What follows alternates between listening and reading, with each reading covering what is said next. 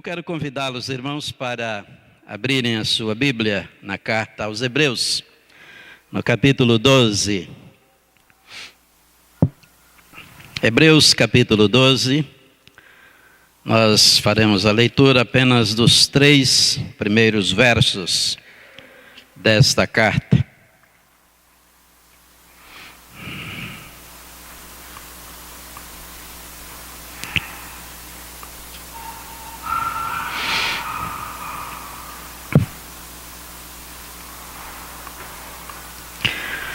Diz assim a palavra de Deus: portanto, também nós, visto que temos a rodear-nos tão grande nuvem de testemunhas, desembaraçando-nos de todo o peso e do pecado que tenazmente nos assedia, corramos com perseverança a carreira que nos está proposta, olhando firmemente para o autor e consumador da fé, Jesus, o qual, em troca da alegria que lhe estava proposta, suportou a cruz, não fazendo caso da ignomínia, e está sentado à destra do trono de Deus.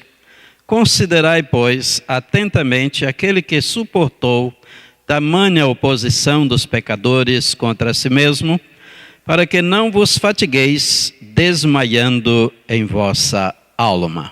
Que Deus abençoe os nossos corações, aplicando a sua palavra lida nos mesmos. Vamos orar. Bendito Deus, nosso querido Pai, nós agradecemos, Senhor Deus, a oportunidade de estarmos reunidos na Tua casa como família Tua, a família da fé, para podermos apresentar-te, ó Deus, um culto de adoração, um culto de reconhecimento, Pai, por tudo que Tu tens feito por nós e, acima de tudo, porque Tu és o nosso Deus e precisa ser adorado em espírito e em verdade. E nós queremos fazer dessa forma, ó Pai, e Te agradecemos também o privilégio que nós temos do acesso à Tua palavra, a presença do Teu Espírito em nossos corações, que nos auxilia, que ilumina a nossa mente, o nosso coração, fazendo-nos compreender e entender a Tua palavra. E, além disso, ó Deus, em guardá-la nos nossos corações e praticá-la no nosso dia a dia. Pedimos-te agora, Senhor, que abra, portanto, a nossa mente, o nosso coração. E abençoe aquele que vai falar em Teu nome, que ele seja fiel na interpretação e na exposição da Tua palavra. Em nome e por amor de Cristo. Amém. Meus queridos irmãos, a carta aos Hebreus, ela foi escrita para os judeus de nascença, razão esta do nome dos destinatários para os quais essa carta foi enviada.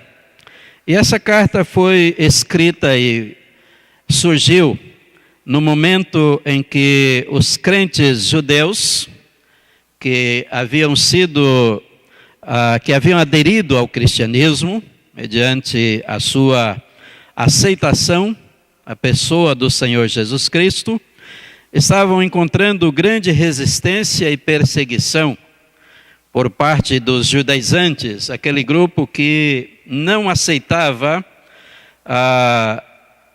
o ingresso dos novos crentes sem passarem pela circuncisão. Eles queriam que todos passassem pela circuncisão, porque eles colocavam como regra a lei de Moisés. Eles tinham que seguir a lei. Então, eles começaram a perseguir aqueles cristãos que haviam recebido o Senhor Jesus como seu Salvador, e muitos desses cristãos hebreus estavam enfraquecendo na fé. Alguns apostatando da fé. Hebreus 6 trata disto. Estavam aqueles que continuavam em Cristo haviam também interrompido seu progresso, seu crescimento espiritual. O autor, escrevendo no capítulo 5, ele diz que ele começa a tratar de um assunto e de repente ele para e diz: olha, eu não posso continuar tratando sobre esse assunto porque vocês não têm condições de compreendê-lo. Quando vocês deveriam ser mestres pelo tempo, que já são crentes, que já têm abraçado a fé, vocês continuam, vocês pararam no seu progresso espiritual. Continuam ainda precisando de leite. Continuam ainda fundamentados nos rudimentos da fé. Não desenvolveram. Então, a carta aos Hebreus é uma carta escrita, na realidade, para alguns escritores, comentaristas. Ela toda é um sermão que o autor envia, que o autor prega a esses crentes que estavam precisando de um estímulo na sua fé, que estavam precisando de um empurrão para continuarem na sua caminhada, na sua carreira. E ele usa exatamente aqui no capítulo 12 esta ideia. Ele usa a expressão aqui, a carreira, e é um termo esportivo. O autor toma do costume, né, da época, das Olimpíadas que aconteciam, principalmente entre os gregos, depois entre os próprios romanos. E então ele usa a linguagem esportiva aqui para escrever, para incentivar, para estimular os crentes hebreus a permanecerem firmes no seu propósito de servirem a Cristo. E aqui, portanto, ele usa uma modalidade que nas Olimpíadas é chamada de maratona. A maratona é talvez a modalidade que se exige mais esforço por parte do atleta, porque aquela corrida em torno de 42 quilômetros e 100 e poucos metros, em que se exige do corredor muito preparo, muito exercício para conseguir chegar ao final daquela corrida. Portanto, ele usa esta mesma ideia, mostrando que na vida cristã, ele usa esta linguagem, essa comparação, dizendo que a partir do momento em que nós fomos regenerados, em que quando nós nascemos de novo, nós começamos esta carreira como atletas de Cristo.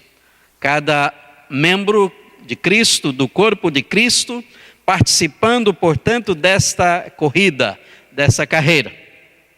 E aqui, então, ele coloca de maneira bem clara, o texto, eu acredito, é bem claro, não precisa muita dificuldade, não tem muita dificuldade, para entendermos o propósito do autor da carta ao nos estimularmos. Porque a carta não foi escrita apenas para os crentes hebreus, mas ela é escrita para nós também.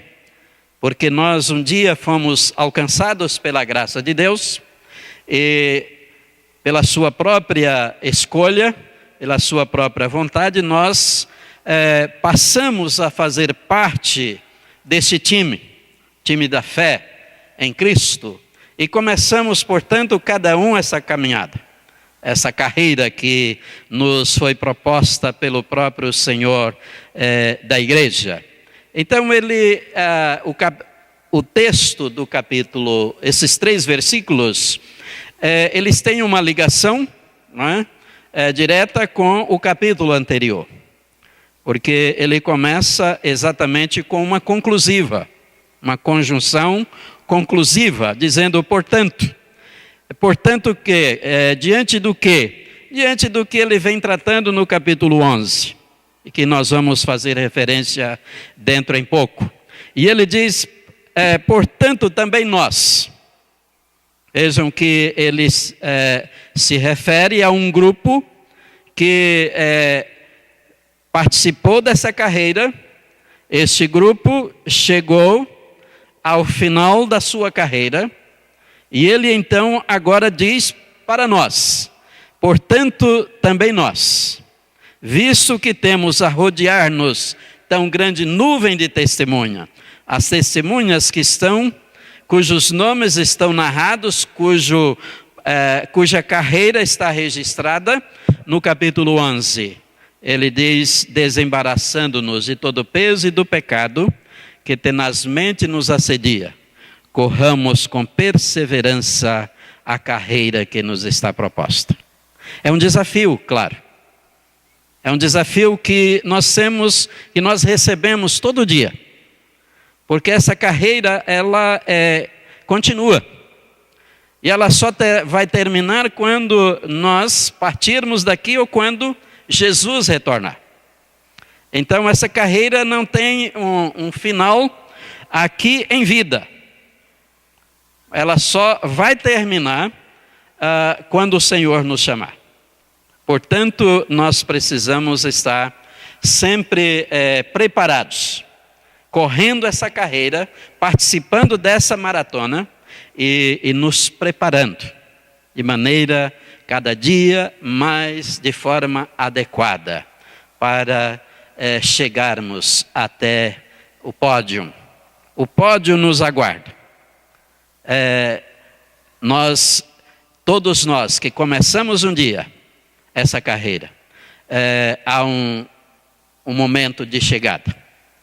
E nós precisamos continuar firmes nesta carreira sem esmorecermos.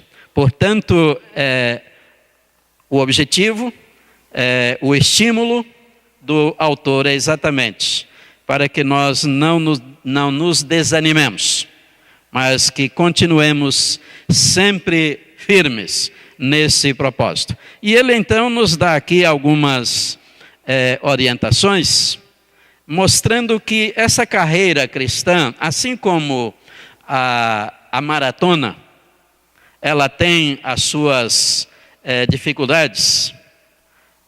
Aqui, a carreira cristã também. Eu creio que todos nós sabemos isto. Porque quando nós fomos chamados para seguirmos o Senhor Jesus, já nos foi mostrado que há um preço a ser pago. Seguir Jesus não é fácil. Seguir Jesus exige de nós alguma coisa. Não podemos segui-lo sem fazermos nada, simplesmente sendo objetos, alvos das suas bênçãos, nos assentando nos bancos da igreja, na nossa casa e esperando que as coisas aconteçam. Então, a partir do momento que nós fomos salvos, nós nos tornamos responsáveis. A palavra de Deus nos responsabiliza. Portanto, ele diz aqui que nós precisamos correr essa carreira, e a primeira coisa que ele coloca aqui são os embaraços, são as dificuldades.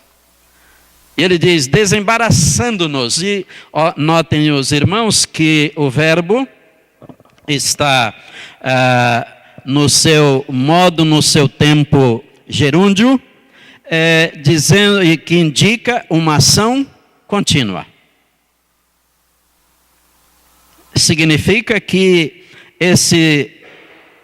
esses empecilhos que ele enumera aqui, ele enumera 2 empecilhos. A gente não vai vencê-los de uma vez. E pronto. Como que fosse um obstáculo a ser saltado, saltou aquele obstáculo, não há mais. Não.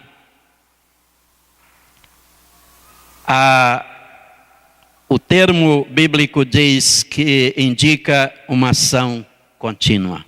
Essa luta vai continuar.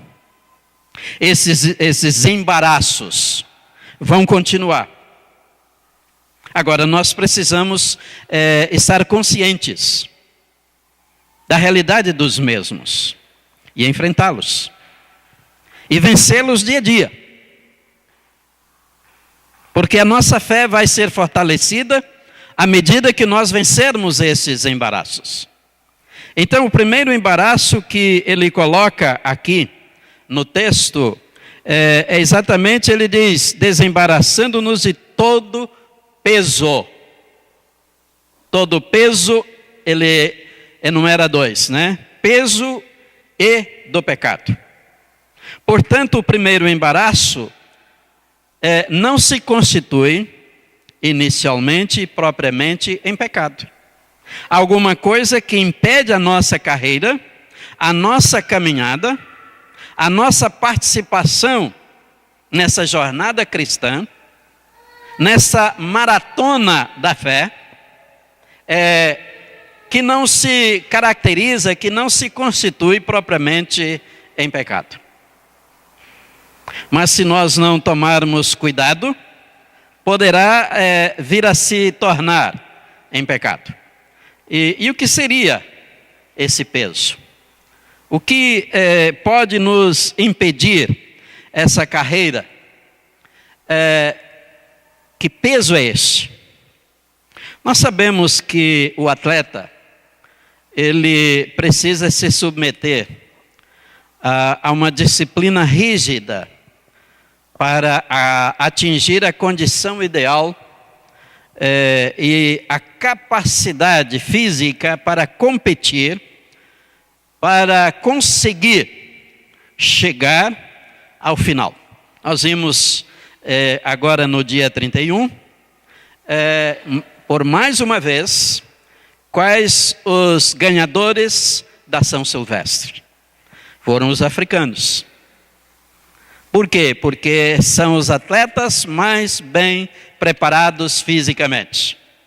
Eles vêm, tanto os homens como as mulheres. Foram eles os vencedores da São Silvestre. O brasileiro que conseguiu chegou no 5º lugar. O único que conseguiu chegar no 5º lugar, chegou no 5º lugar. Então, é preciso preparo. Não é qualquer um que pode participar, que pode chegar. Ele começa, mas para ele chegar como vencedor, ele tem que estar realmente preparado. Ele tem que perder peso. Ele tem que deixar muitas prazeres da sua vida. Aliás, Calvino, comentando essa expressão, peso, ele diz que o peso aqui são o apego a esta vida, são os deleites do mundo, são os apetites da carne, são as preocupações terrenas, as riquezas e as honras. Assim como os hebreus, alguns hebreus, estavam abandonando a sua fé, e é necessário que se diga, lá no capítulo 6, o autor diz que muitos que foram convencidos, porque nós não perdemos a nossa fé, nós não perdemos a nossa salvação. Quando nós aceitamos Jesus de fato e de verdade, nós estamos seguros. E ninguém, diz o próprio Senhor Jesus, ninguém arrebatará da minha mão.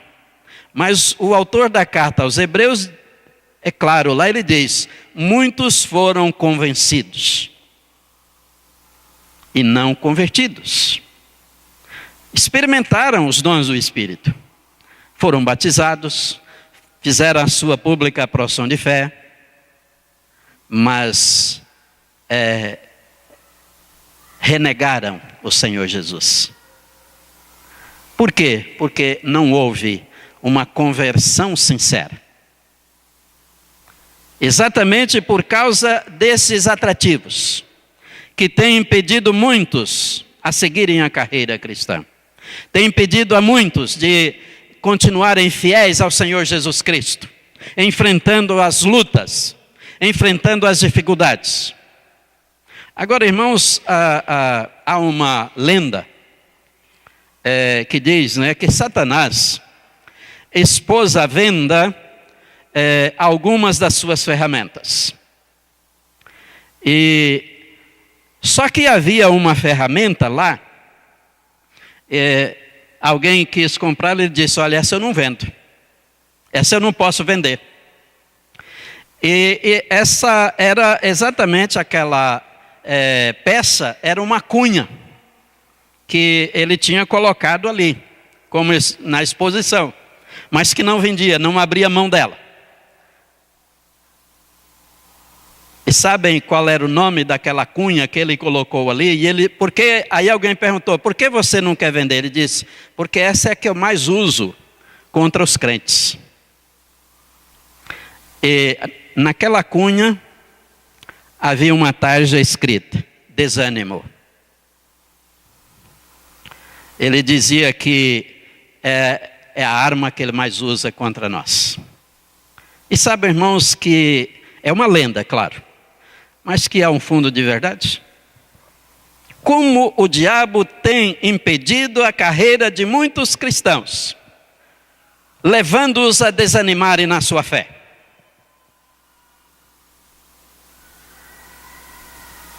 Antigamente, irmãos, eu já estou finalizando, né, a minha carreira pastoral, já estou chegando aos 43 anos de ministério, e eu me lembro que não há 40 anos, mas há 20 anos, a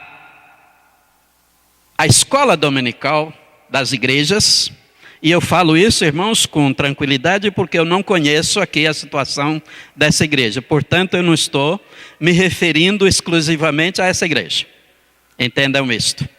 Estou tratando de modo geral, sem, claro, generalizar.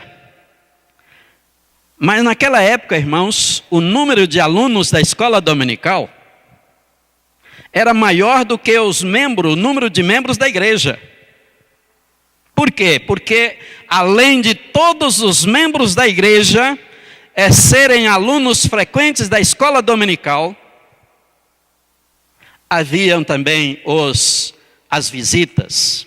Sabe, irmãos, o Instituto Moody fez uma pesquisa há alguns anos e chegou ao seguinte resultado: de todas aquelas pessoas que fazem a sua publicação de fé, que tomam uma decisão por Cristo Jesus, 80% dessas pessoas são oriundas da escola dominical. Porque a escola dominical é o melhor e o mais eficiente instrumento de evangelização, de educação cristã que a igreja ainda possui. E quando o crente não participa da escola dominical, ele está perdendo, ele está deixando de crescer espiritualmente. Então, irmãos, não é propriamente pecado você chegar no domingo, estar cansado, não é? Trabalhou a semana inteira. Ah, não, eu vou descansar hoje, eu não vou à escola dominical.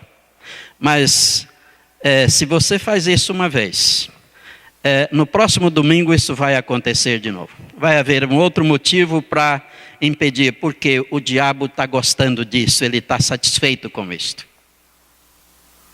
Porque ele está impedindo o seu crescimento espiritual.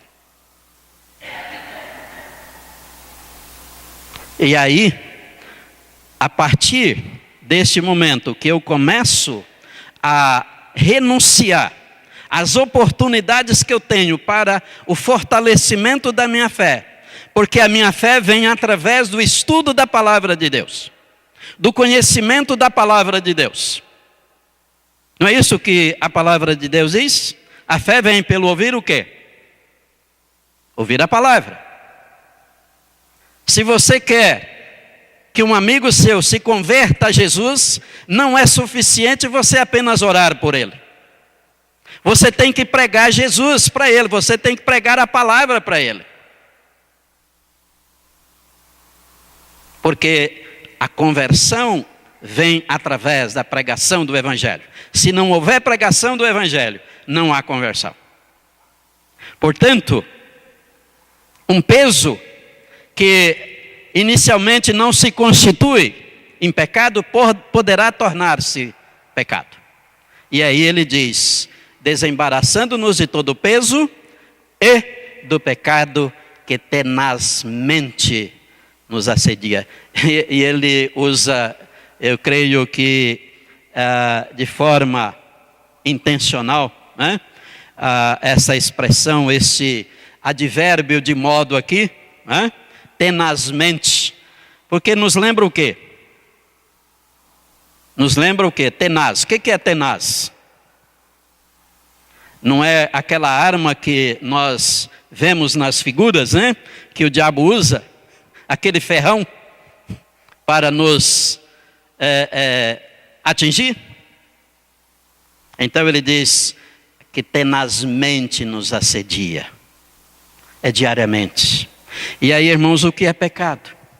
A palavra de Deus diz que, e a definição de pecado, ou a definição etimológica de pecado, significa errar o alvo. Qual é a primeira pergunta do nosso catecismo? Tanto do breve como do catecismo maior. Qual é o fim principal do homem? E qual é o fim principal do homem?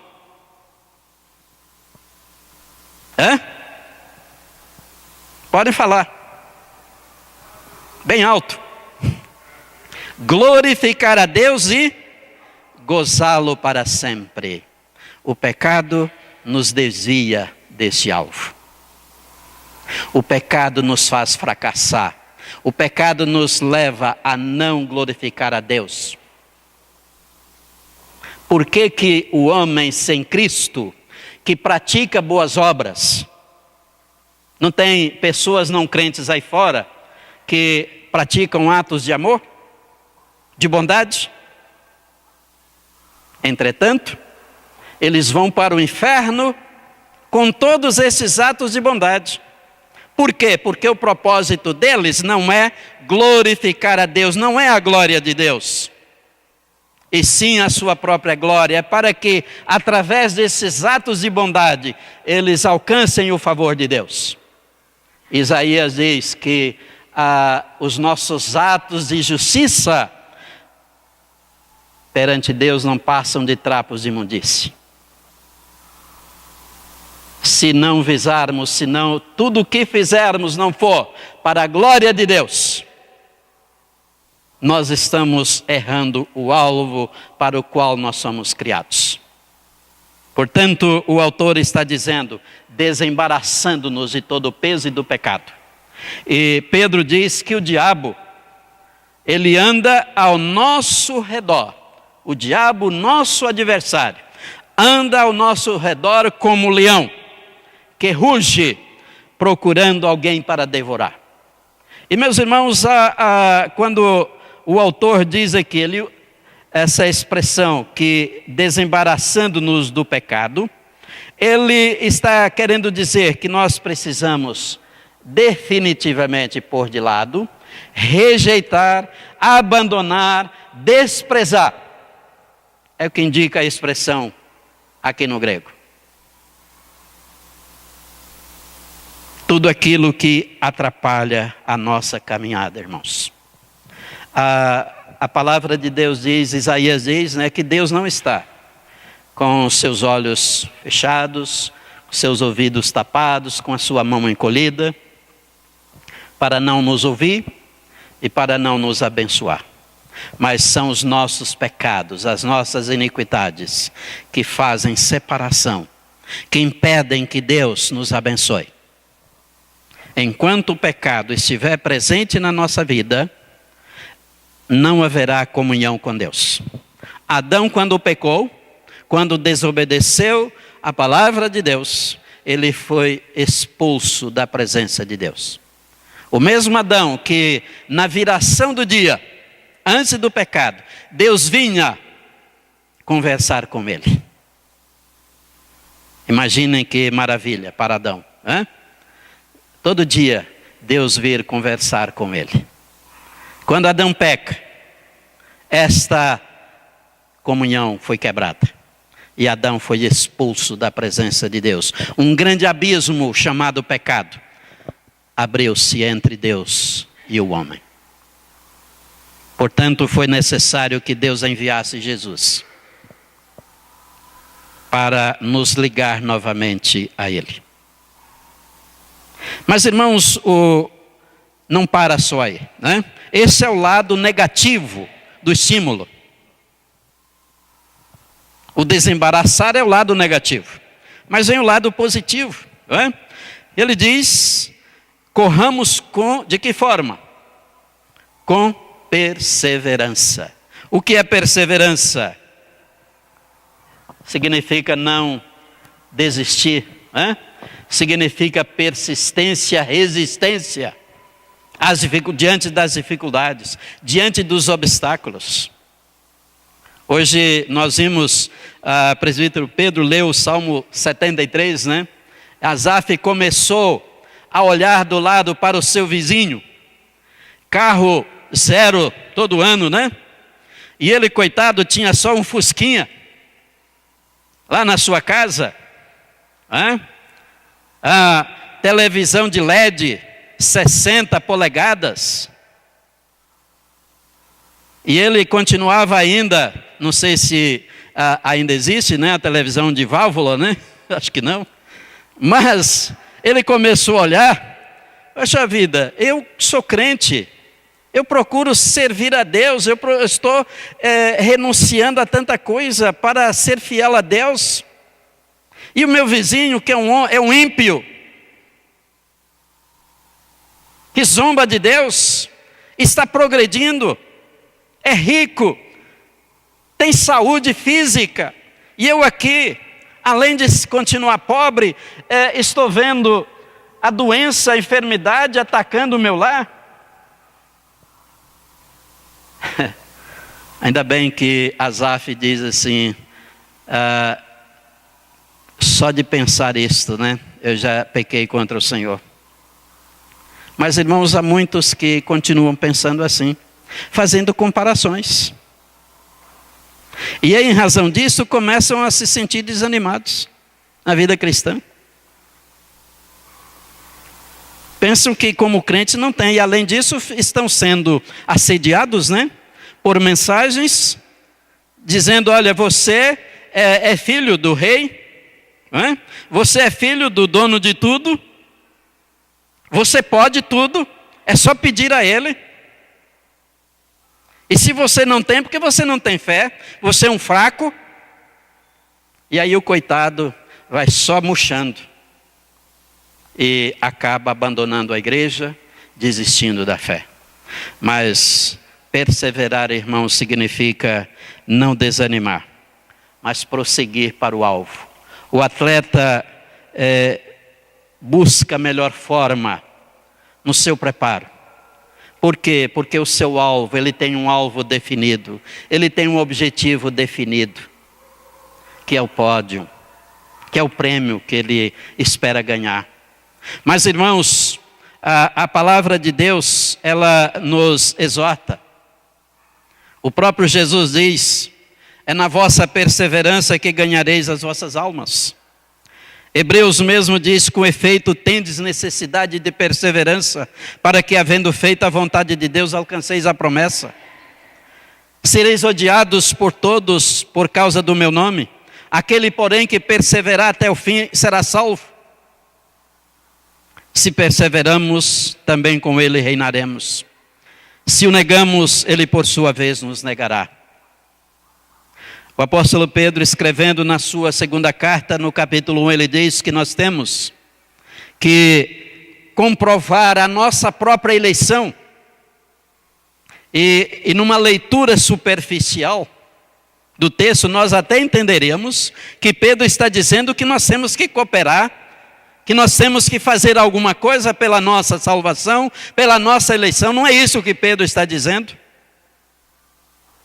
Mas o que Pedro está nos exortando a fazermos é exatamente isso, irmãos, é que nós precisamos com a nossa vida, hoje se falou também, na lição a respeito de prática de vida cristã. E o que é prática de vida cristã, senão esta perseverança, essa firmeza, essa constância na vivência da vida cristã, no testemunho eficaz do Evangelho de nosso Senhor Jesus Cristo.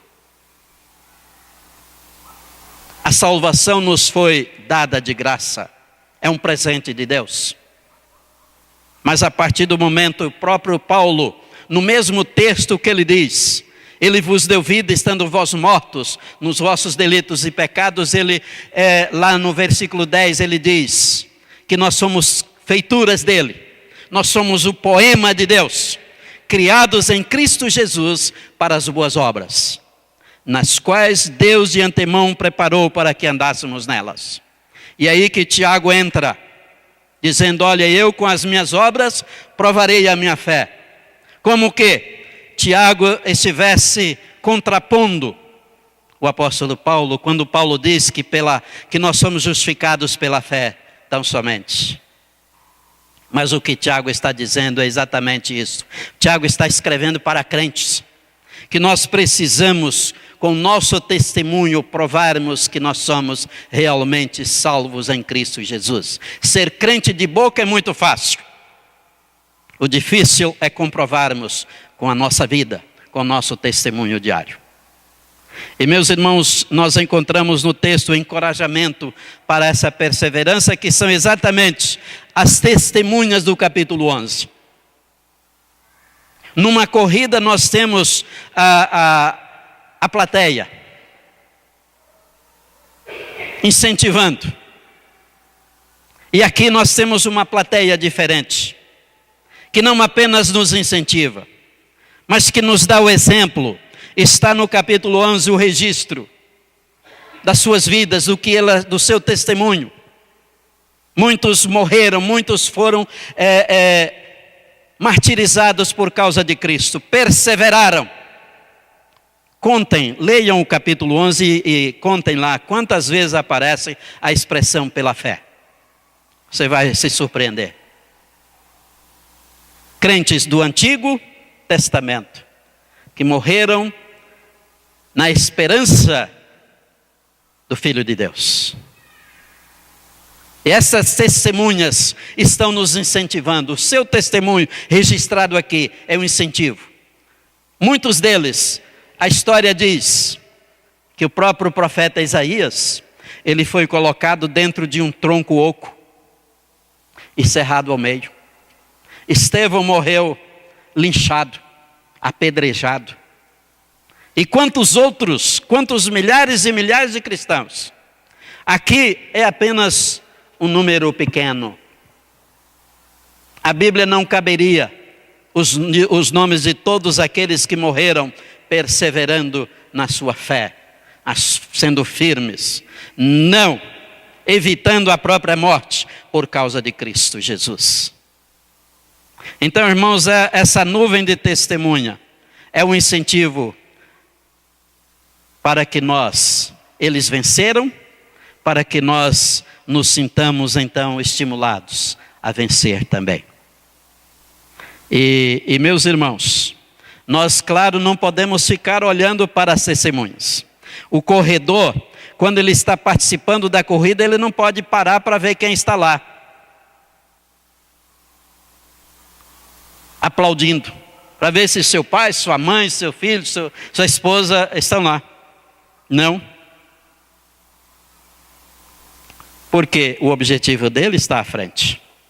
E aqui nós temos exatamente este alvo, que é o maior estímulo para a nossa perseverança. Ele diz aqui, corramos com perseverança a carreira que nos está proposta, olhando firmemente, não para o irmão que tem uma vida cristã exemplar, não apenas para essas testemunhas do passado, porque são humanos. À medida que nós começamos a olhar muito a vida do irmão, nós vamos perceber falhas nele. Mas o autor está dizendo que nós temos que olhar, o nosso estímulo é olhar firmemente para quem? para o autor e consumador da nossa fé, Jesus. E Paulo, escrevendo aos Colossenses, ele diz que Cristo é exatamente aquele onde todas as coisas foram feitas através dele. Nada do que se fez sem ele. Tudo o que se fez por meio dele e para ele. Então Jesus veio até nós, sofreu aqui em nosso lugar, exatamente vencendo a morte. E Paulo desafia a morte. Onde está a morte, a tua vitória? O aguilhão da morte foi tragado pela vitória. Porque Jesus, ao morrer na cruz e ressuscitar ao terceiro dia, ele esmagou a cabeça da serpente. Ele destruiu a autoridade, ele destruiu o poder de Satanás. Por isso João diz na sua primeira carta que o maligno não pode nos tocar. Ele nos assedia. Ele lança os seus dardos inflamados contra nós.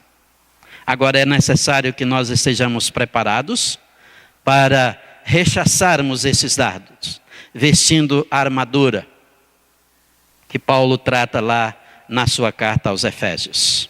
Então, Jesus é o consumador da nossa fé. Ele é o autor, porque todas as coisas foram feitas por ele, por meio dele e para ele. Em Jesus nós não temos nenhum motivo, não vamos encontrar nenhum motivo para decepção. E finalmente, irmãos, há o prêmio, aguarda-nos o prêmio. Nas Olimpíadas, apenas 3, são premiados. E claro, todos querem a medalha de ouro. Medalha de prata, de bronze, não são tão importantes assim como a medalha de ouro. Mas, irmãos, essa carreira aqui, todos aqueles que participam dessa carreira chegarão ao final, vão ser premiados. Todos seremos premiados. E o apóstolo Paulo, escrevendo aos Coríntios, ele diz: não sabeis vós que os que correm no estádio, todos na verdade correm, mas um só leva o prêmio? Correi de tal maneira que o alcanceis. Todo atleta em tudo se domina. Aqueles para alcançar uma coroa corruptível, nós porém a incorruptível. Assim corro também eu, não sem meta, assim luto, não como desferindo golpes no ar, mas esmurro o meu corpo e o reduzo à escravidão, para que, tendo pregado a outros, não venha eu mesmo a ser desqualificado. E no final da sua vida ele escreve ao seu filho na fé, dizendo: quanto a mim, estou sendo já oferecido por libação, e o tempo da minha partida é chegado. Combati o bom combate, completei a carreira, guardei a fé. Já agora a coroa da justiça me está guardada, a qual o Senhor, reto juiz, me dará naquele dia. E não somente a mim, mas também a todos quantos amam a sua vinda. Portanto, irmãos, o prêmio, essa coroa de glória, essa coroa incorruptível, sem mácula, como diz Pedro, nos aguarda. Aguarda todo aquele que perseverar e na sua caminhada. E vai ouvir no final essas belas palavras: muito bem, servo bom e fiel. Foste fiel no pouco, sobre o muito te colocarei. Entra no gozo do teu Senhor. E Jesus, escrevendo para a igreja de Éfeso, lá em Apocalipse 2, ele diz: não temas as coisas que tens de sofrer. Eis que o diabo está para lançar em prisão alguns dentre vós, para ser dispostos à prova. E tereis tribulação de 10 dias. Ser fiel até a morte, e dar-te-ei a coroa da vida. Irmãos, este versículo ele tem duas ideias. A primeira é que nós precisamos ser fiel a Jesus até quando nós morrermos. A outra é que nós precisamos ser fiéis a Jesus, se necessário, morrermos por Ele. Essa é a ideia do versículo. Que Deus abençoe as nossas vidas, nos fortalecendo com o poder do seu Espírito que habita em nós, nos ajudando a correr essa carreira, essa maratona, chamada Maratona da Fé, sempre com essa certeza de que seremos vencedores, porque a vitória nos é garantida por aquele que venceu em nosso lugar, para nos tornar vencedores por meio dele e para ele. Amém.